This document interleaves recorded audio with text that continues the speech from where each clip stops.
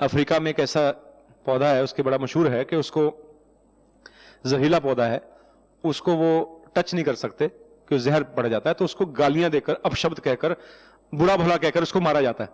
पौधा मर जाता है, बच्चा तो वैसे मर जाएगा अंदर से।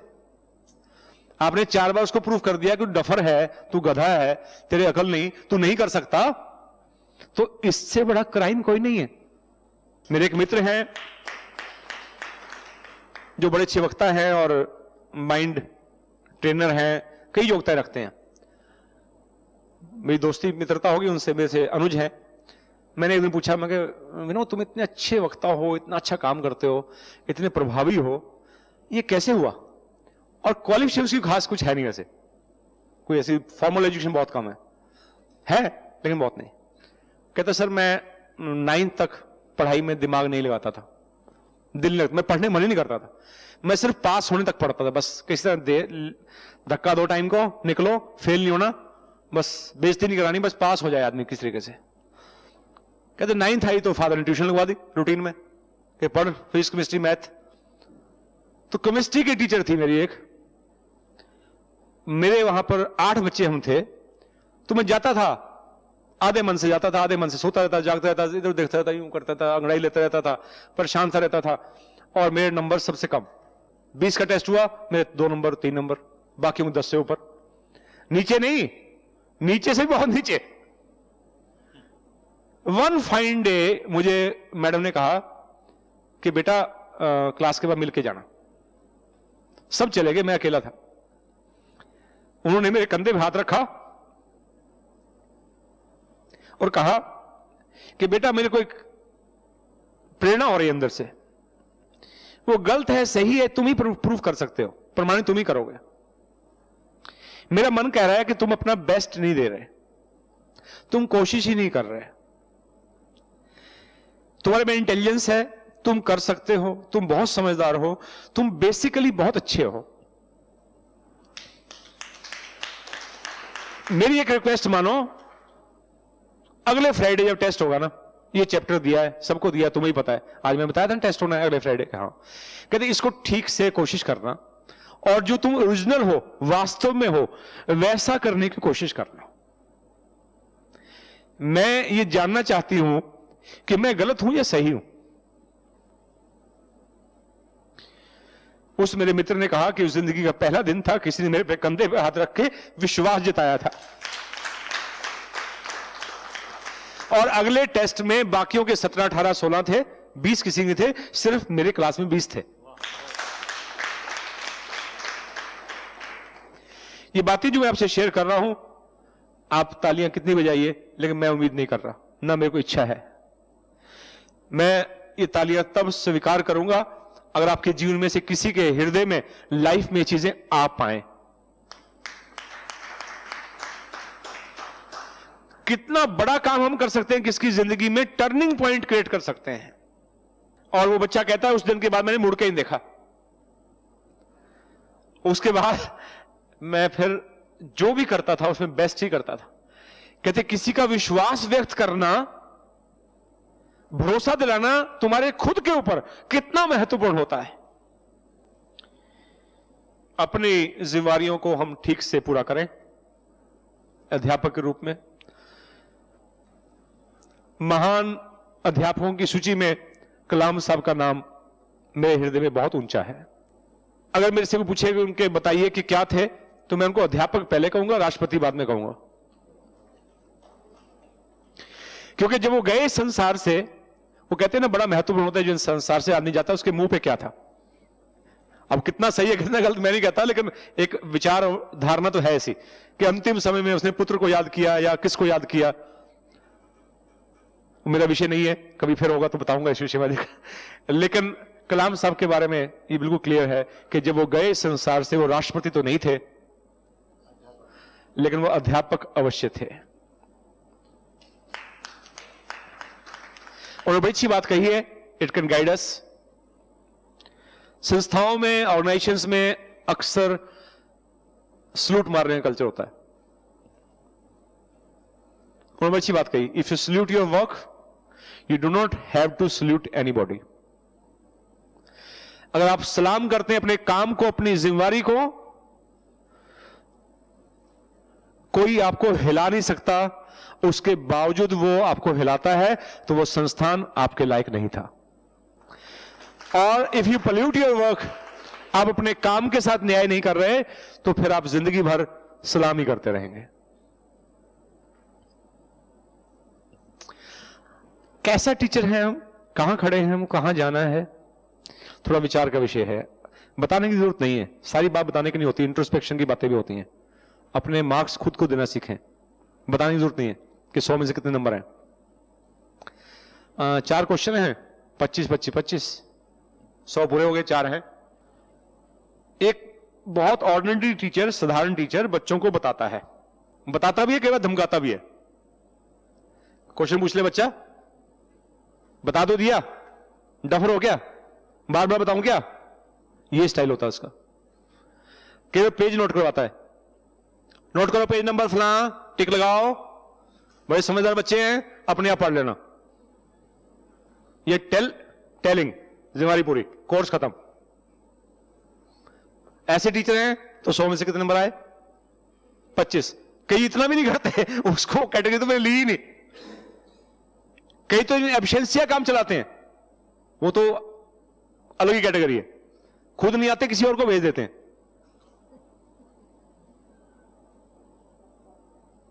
वो तो कैटेगरी ली नहीं हमने।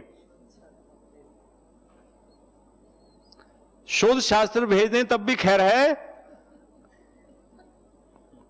मतलब कि वास्तविकता के निकट होना चाहिए। हम फिलोसफिकल बातें करें, इससे वास्तविकता।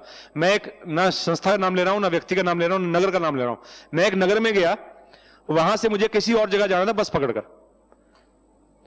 तो मेरे साथ रिक्शा में एक सवारी बैठ गई और कहने लगी कि सर वो वहां की बस का पता है कहां से मिलती है, पूछने लगी। मैं कह बैठ जाओ मेरे साथ, हाँ मैं बताऊंगा, मैंने उधर ही जाना है, मैंने आगे जाना है। उसका स्थान मेरे से पहले था, मेरा 50 किलोमीटर था, उसका 20 किलोमीटर। बस में इकट्ठे बैठ गए, बस में बैठ के पूछा, मैं कभी क्या करते हो, कहते मैं अध्यापक हूं।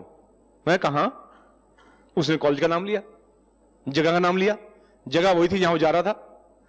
मैं कह तुम जब वहां अध्यापक हो तो तुम मेरे से क्यों पूछ रहे हो वो कहां है। कहते मैं वहां गया नहीं, सैलरी ले रहा है। मैं कह आज क्यों जा रहे हो, कि आज इंस्पेक्शन है। बहुत बड़ा कारण है कि प्रधानमंत्री कोई हो, मुख्यमंत्री कोई हो, सैक्रिफाइसेस, लोगों ने अपनी जान गंवा दी उस देश के लिए। उस देश को उभारने के लिए प्रधानमंत्री मुख्यमंत्री से कहीं आवश्यक है कि उसके नागरिक ऊपर उठे। हर आदमी जिम्मेदारी महसूस करे, मैं देश से हूं या देश मुझसे है। अक्सर हम कहते हैं कि मैं देश से हूं, देश बड़ी चीज है, मैं छोटी चीज हूं, इसलिए देश छोटा रह जाता है। आप बड़ी चीज हैं, मेरे से देश है। जब मैं किसी मुल्क में जाकर थूकता हूं गलत जगह पर, तो मैं भारत को रिप्रेजेंट करता हूं। उसको नहीं पता भारत क्या है, 140 करोड़ को नहीं पता उसको, वो मैं दिख रहा हूं वहां पर।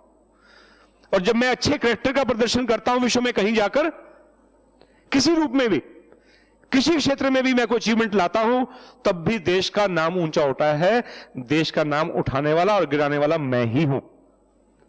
मुझसे देश है, दुनिया में इंप्रेशन मुझसे बनता है। मुझसे मतलब प्रत्येक नागरिक से। जब तक इस देश का प्रत्येक नागरिक सही नहीं होगा, देश सही नहीं कहा जा सकता। इसलिए सबसे बड़ी जिम्मेदारी अध्यापकों पर है, और माता पिता भी अध्यापक होते हैं, चाहे उनको अध्यापक नहीं कहा जाता, कि वो भी टीच करते हैं। अध्यापक का व्यापक अर्थ है, सिर्फ अध्यापक नहीं होता। कोई ऑफिसर, किसी दफ्तर में बैठा हुआ बाबू, कोई ऑफिसर, कोई आईएएस भी अध्यापक होता है, क्योंकि वो अपने जीवन से कईयों को टीच कर रहा होता है। एक मजदूर भी अध्यापक होता है, अनपढ़ होते हुए भी, कि वो भी मेहनत का पाठ पढ़ा रहा होता है अपने पसीने से। देखा जाए तो देश का प्रत्येक नागरिक अध्यापक है। चलिए कोई बात नहीं, हम कितना समझ पाते हैं, कितना जी पाते हैं, और कितनी में इस बात को दर्द के साथ आप पहुंचा पाते हैं। कहां तक रुकेगी बात, कौन रोक देगा और कौन इसको फैलाएगा, ये हम सब पर निर्भर करता है। हम अपना जो सो कॉल्ड अध्यापक है उसी पे लौट कर आते हैं। बहुत साधारण टीचर बताता है और अच्छा टीचर, गुड टीचर एक्सप्लेन करता है, और वो विनम्र भी होता है। वो ये चाहता है कि बताना नहीं है, समझाना है मुझे, और कब तक समझाना है, जब तक समझ में ना आ जाए। वो इनकरेज करता है, बेटा नहीं समझ में आया दोबारा पूछो। ये बात सब टीचर्स ने मुझे नहीं कही मेरी जिंदगी में, आपके भी नहीं कही होगी। सिर्फ उन टीचरों ने कही जो समझाना चाहते थे, जो बताना चाहते थे बता के चले गए। कुछ टीचर ऐसे थे जिन्होंने कहा कि दोबारा पूछो, तिबारा पूछो, और फिर भी समझ नहीं आया, कहते बेटे तो अलग से पूछ लिए मेरे से आके, मतलब टाइम वेस्ट हो रहा, आगे बढ़ना है, कि बेटा कोई बात नहीं, I am still available, you can come to me personally. क्योंकि वो चाहते थे वाकई में समझाना। मैं ऐसे सब अध्यापकों को जो सिर्फ बताना नहीं समझाना चाहते हैं प्रणाम करता हूं। द सुपीरियर टीचर, उससे बेहतर टीचर वो है जो दिखाकर समझा सकता है, एक्सप्लेन करता है, डेमोन्स्ट्रेट करके कि आओ लैब में चलूं।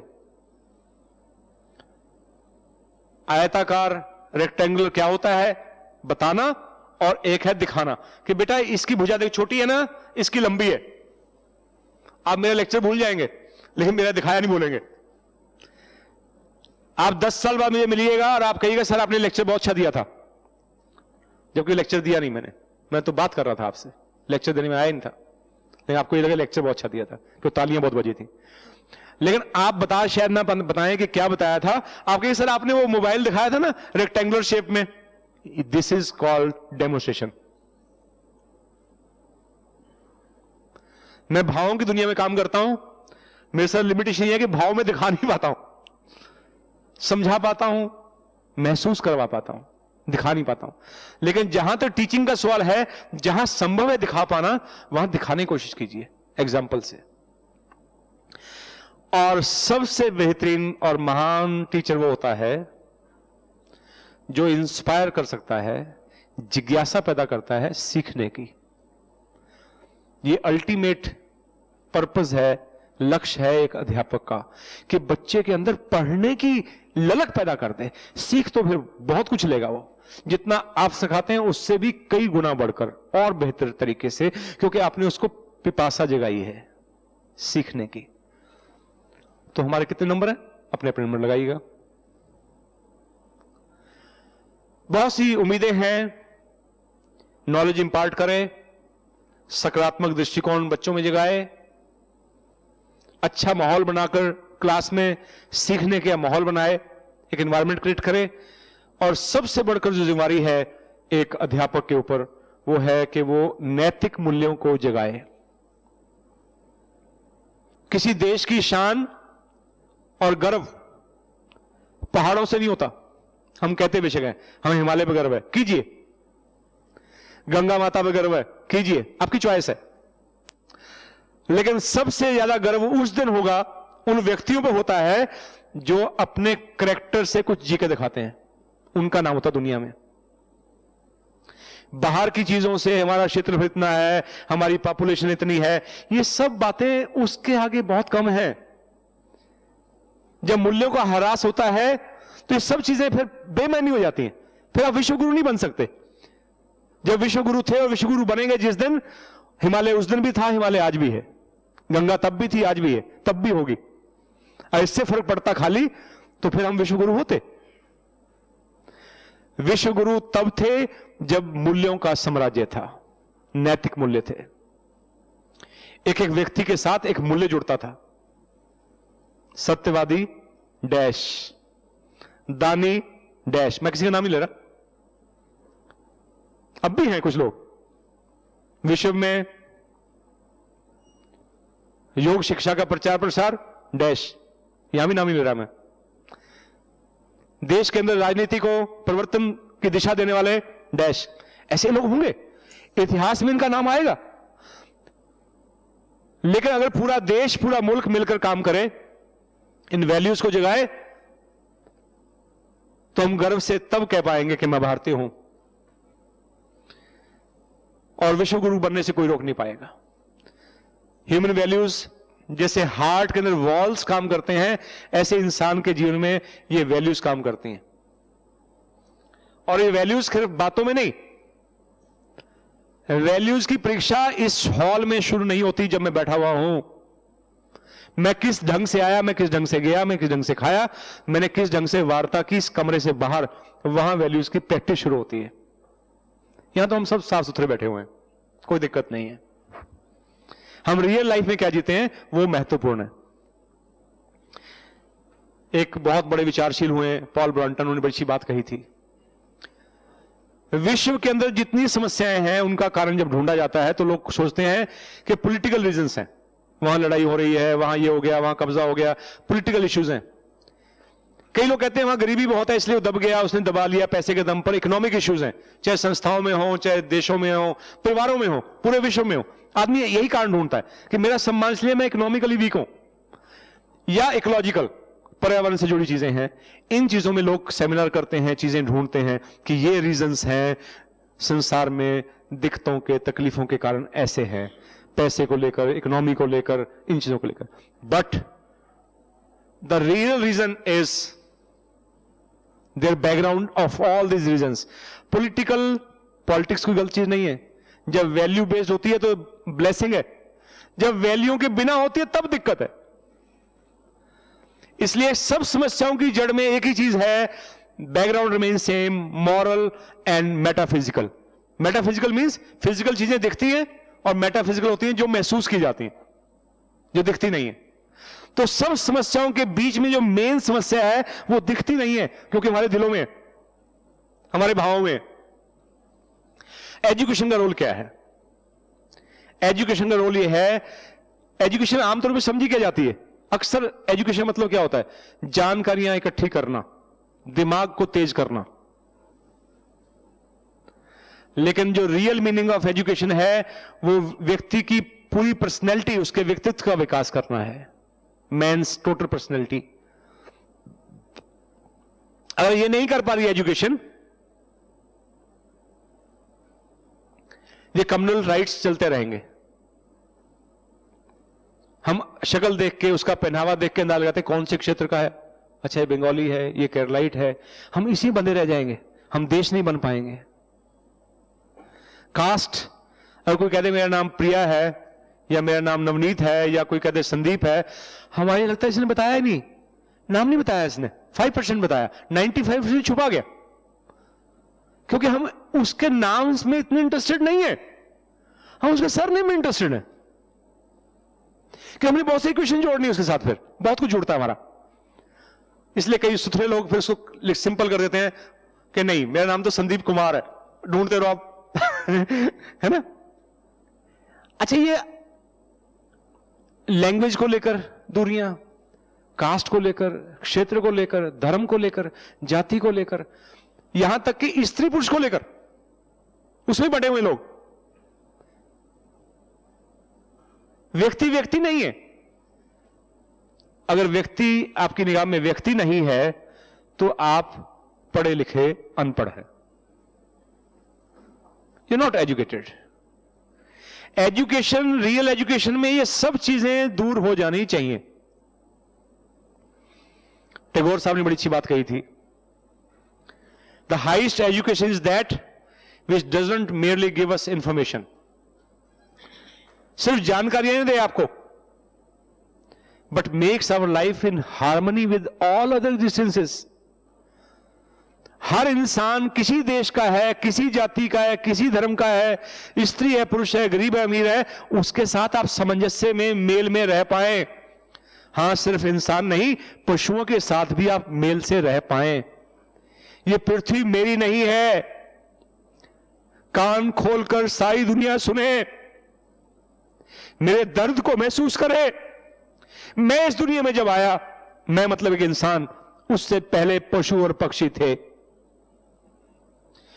किसने अधिकार दिया मुझे कि मैं उनको काट दूं, उनको साफ कर दूं? जो चीज मेरे से पहले है, मेरे से सीनियर है एग्जिस्टेंस में, उसका सम्मान होना चाहिए। उससे पहले पौधे थे, वनस्पति थी। सर्वाइवल के लिए अगर जरूरी भी है तो मैं वहां से शुरू करूं जहां मिनिमम हार्म होता हो।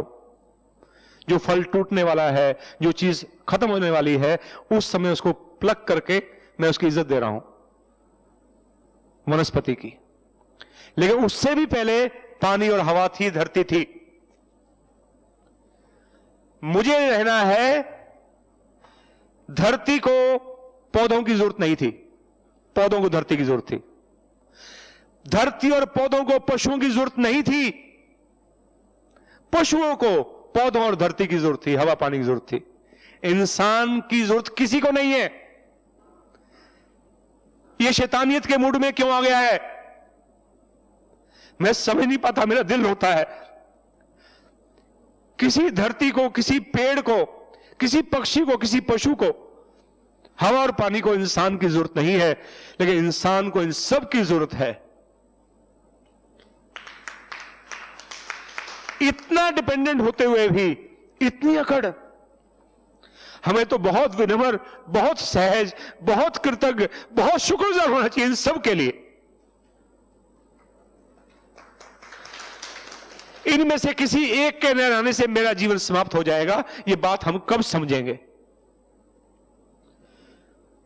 प्रकृति के अंदर जो नियम काम करते हैं, कब कौन सी घटना गुजरेगी और कब ये दिमाग की शैतानी से सब काम हो रहा है। ये नुकसान क्यों होता है? दिमाग का दिशा कौन सी है? चाकू अच्छा है बुरा है, उसका प्रयोग अच्छा बुरा होता है। आग अच्छी है बुरी है, आग ना अच्छी ना बुरी है, उसका प्रयोग कैसा है? दिमाग अच्छा है बुरा है, ना अच्छा है ना बुरा है, ये जितना अच्छा है उतना ही बुरा है दिमाग, और इसका सही दिशा में प्रयोग नहीं हो रहा। एक वायरस ने हिलाकर रख दिया दुनिया को। डरो, अब तो डरो। बड़े बड़े डॉक्टर्स मार दिए, बड़े बड़े पहलवान खत्म हो गए, लाखों की संख्या में सफाई हो गई। बिल्कुल एक बिना दिखने वाला छोटा सा वायरस इतना कर सकता है। कल्पना करो कि अगर हम नहीं संभले तो कुदरत में ऐसा समय आ सकता, कोई ऐसा वायरस आए कि हम सबके दिमाग ही ठप हो जाएं। किसका नुकसान करोगे फिर? रेंगते फिरोगे? डरो प्रकृति के नियमों से, उसकी पावर को समझो। बड़े बड़े डायनासोर खत्म हो सकते हैं, हजारों लाखों प्रजातियां खत्म हो चुकी हैं। इंसान की प्रजाति खत्म होने से पहले संभले। इसमें एजुकेशन का मैक्सिमम रोल हो सकता है, होना चाहिए। और उस एजुकेशन को इंप्लीमेंट करने में एजुकेशन की कैसी अच्छी पॉलिसी बना लीजिए, कितना एजुकेशन का सिलेबस बना लीजिए, और उसको डिलीवर करने वाले नैतिक नहीं होंगे, तब भी एजुकेशन पॉलिसी सफल नहीं होगी। इसलिए टीचर्स की बहुत बड़ी जिम्मेदारी है। पॉलिसी ठीक बने और उस पॉलिसी को इंप्लीमेंट करने वाले हाथ भी ऐसे हों जो पवित्र हों, सुंदर हों, साफ हों। प्रोफेसर हक्सले को मैं प्रणाम करता हूं। आपने कहा था इस संसार में बहुत गरीबी है, बहुत मजबूरी है, बहुत अज्ञानता है, हम ऐसे संसार में जीते हैं। यह मजबूरी और गरीबी सिर्फ गरीब लोगों की नहीं है, पढ़े लिखों की भी है, जब सही दिशा में दिमाग काम नहीं करते उनके। पावरफुल लोगों की भी है, मजबूर लोगों की नहीं है। पावरफुल की गरीबी ज्यादा तंग करती है। कौन सी गरीबी? नैतिक गरीबी। उसमें पावर है, नुकसान ज्यादा कर सकता है। एक साधारण इंसान नुकसान नहीं कर सकता, उसका एक डिसीजन बहुतों को नुकसान पहुंचा सकता है।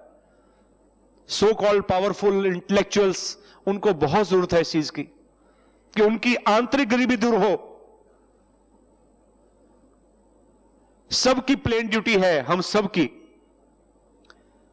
कि इस विश्व के जिस कोने में भी हैं, अच्छा बनने के लिए, अच्छा करने के लिए कहीं जाने की जरूरत नहीं है। विश्व में क्या, भारत की अगर बात करें, भारत के किसी कोने में भी जो भी व्यक्ति जहां भी बैठा हुआ है वही अच्छा कर सकता है, वही बेहतर कर सकता है। और करना क्या है कि वो ये देखे कि हम इस संसार में बहुत लंबे समय के लिए नहीं है, अगले क्षण का पता नहीं है। विचारशील और अच्छी बात कही है, पानी केरा बुदबुदा ए मानस की जात। पानी के बुलबुले की मानता कब फूट जाए पता ही नहीं है इसका। अकड़ इतनी भाई काहे की, नेक्स्ट मूवमेंट का पता नहीं आपको। इसलिए बहुत विनम्र और सरल और सहज रहने की जरूरत है। हर पल जियो ऐसे कि अंतिम पल है। आज मेरा अंतिम दिन है, ऐसे एंजॉय करो इसको। कल को किसने देखा? भविष्य के लिए प्लानिंग करो, आज की प्लानिंग करो ना, जो आपके हाथ में है। भविष्य अपने आप सही हो जाएगा। क्या सुंदर बात कही उन्होंने। वो कहते हैं कि बहुत थोड़े समय के लिए हम आए हैं। जो साइंस बच्चे पढ़ते हैं जानते हैं, टी होता है, एक डेल्टा टी होता है। We have entered in the big clock of nature, विश्व का बहुत बड़ा समय का साइकिल है। हम टी टाइम पर एंटर हुए इस संसार में और डेल्टा टी टाइम के बाद चले जाएंगे। डेल्टा टी टाइम मतलब, डेल्टा मतलब बहुत स्मॉल।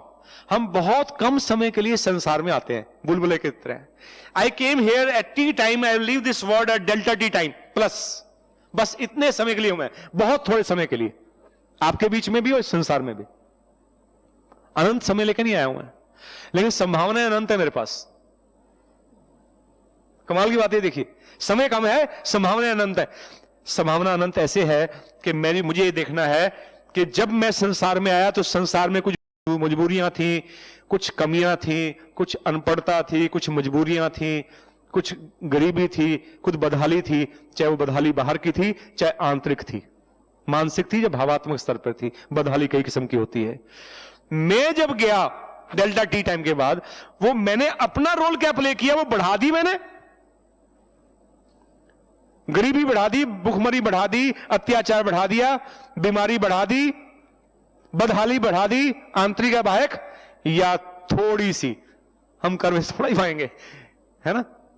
चेंज लाना आसान नहीं होता, लेकिन थोड़ा सा ही किया मैंने। लेकिन मैंने किया क्या, delta x change in the right direction.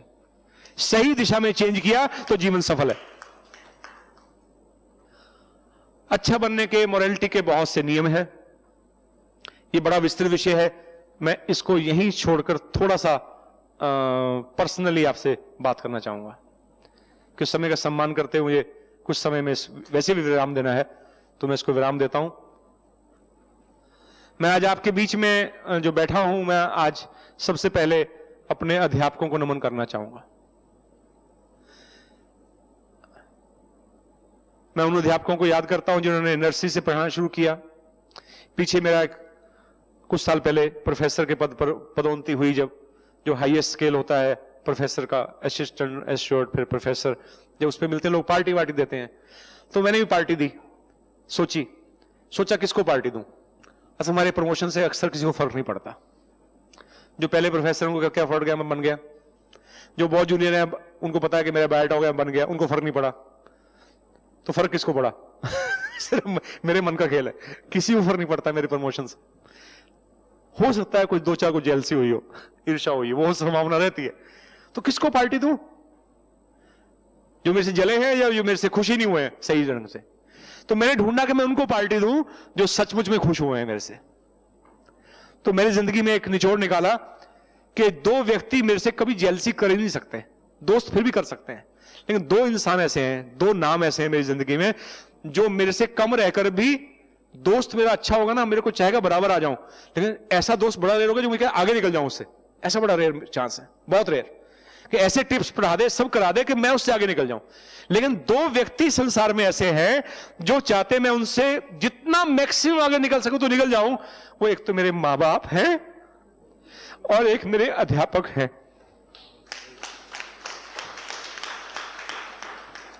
बस मैंने इन्हीं दो को बुलाया। शिकायत भी कई लोगों ने कि आपने पार्टी में बुलाया। मैं कि मेरी पार्टी की तसल्ली देनी, मैंने पार्टी अपनी तसल्ली के लिए करनी है ना, मन की खुशी के लिए। मेरी मन की खुशी पूरी हो गई थी इन दो को बुलाकर, लेकिन मैंने ढूंढे, घर जा जाके ढूंढे। जहां मैं रहता था, जहां मैं एजुकेशन ली, स्कूल पढ़ा, वहां जाके 8वीं 5वीं के टीचर्स ढूंढे, वो नहीं मिले, उनके बच्चे मिले, वो परलोक में थे, तो उन बच्चों को बुलाया और सब आए, सबका ऑनर हुआ। वो अलग एक बड़ा ऐतिहासिक पल था, वो रिकॉर्डेड है, कभी किसी को शेयर भी किया सकता है, वो पर्सनल है वैसे, लेकिन इज ओपन स्टिल। लेकिन कुछ चीजें मुझे वहां से जो मिली मैं उनको शेयर करना चाहूंगा। एक ऐसे अध्यापक थे जिन्होंने 8वीं पढ़ाया था, उनकी उम्र 75-80 रही थी, वो तब भी पढ़ाने आते थे पार्ट टाइम, लेकिन उससे सख्त टीचर मैंने नहीं देखा। मैं और अध्यापकों की बात न बताते, सिर्फ एक अध्यापक की बात आता हूं, कैसे एक अध्यापक रोल प्ले करता है। बहुत सख्त थे, मैथ्स पढ़ाते थे। जब 8वीं का एग्जाम हुआ तो बोर्ड का एग्जाम था, मुझे उस दिन याद है, मैं रिजल्ट लेके जब उनके पास आया, वो रोने की अवस्था में ऐसे बैठ गए मेरा रिजल्ट देखकर, क्योंकि गणित में, मैथमेटिक्स में 100 में से मेरे 99 आए थे। मैंने कहा मैं सोचेगा आशीर्वाद देंगे। वो कहते मैं सर क्या हुआ, मैं तो पैर छुए थे उनके, मैं सिर पे हाथ रखेंगे, हार रखे, यूं बैठ गए। कहते नवनीत बेटा मैं ये समझ नहीं पा रहा हूं कि मेरे पढ़ाने में कहां कमी रह गई कि तेरे जैसे बच्चा 99 पर रुक गया। ये होता है टीचर। टीचर वो होता है जो 99 पर भी खुश नहीं होता। खुश तो होता है अंदर से, लेकिन बताता नहीं कि वो लक्ष्य देता है आपको। स्कूल बदल गया मेरा, 9th 10th कहीं और स्कूल से हुई, लेकिन उनका आशीर्वाद रहा। मेरे को दर्द उनकी आंखों में वो पानी हल्का सा दिखा था। मैंने उनका संकल्प पूरा किया। जब 10th का एग्जाम हुआ 150 का, फिर बोर्ड का एग्जाम था, 150 में 150 ही आए।